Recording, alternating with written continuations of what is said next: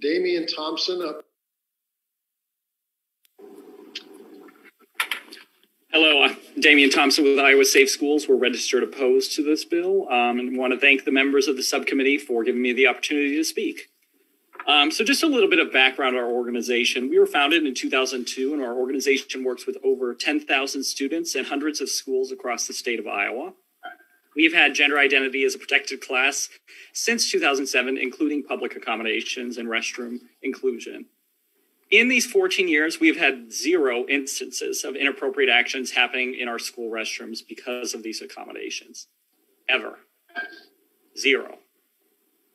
In fact, as best said by Des Moines Police Department Sergeant Jason Halifax, we have not seen that. I doubt that's going to encourage the behavior. If the behavior is there, sexual predators are going to behave as they're going to behave, no matter what the laws are. On the contrary, a recent study concluded that transgender and non-binary teens who were subject to restroom or locker room restrictions, much like this bill, had a high prevalence of being the victim of sexual assault themselves at 36%. Not surprisingly, some will avoid restrooms altogether. This means teens may not drink enough fluids and may ignore the need to use the restroom, resulting in urinary tract infections, impacted bowels, and avoidance of school altogether. Bathroom bills send the dangerous message that transgender students shouldn't be respected, the same message that leads to bullying, harassment, and violence against these exact same students. In North Carolina, a similar bill was passed in 2016, which resulted in a backlash that caused huge economic losses for the state, such as businesses canceling expansion plans and the NBA moving its All-Star game from Charlotte. This bill was ultimately repealed in the following legislative session in 2017.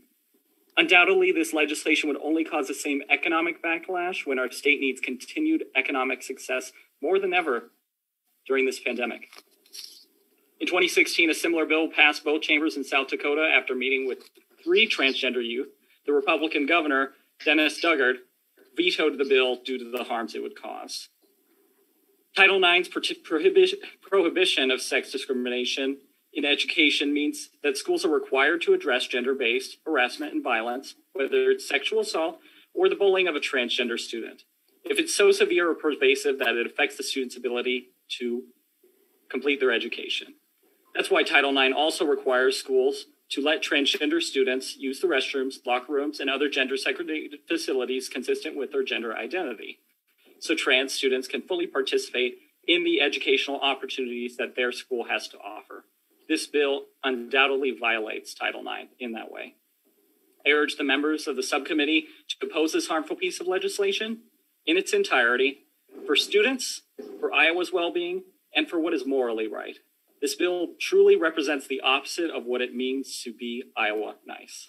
Thanks a lot.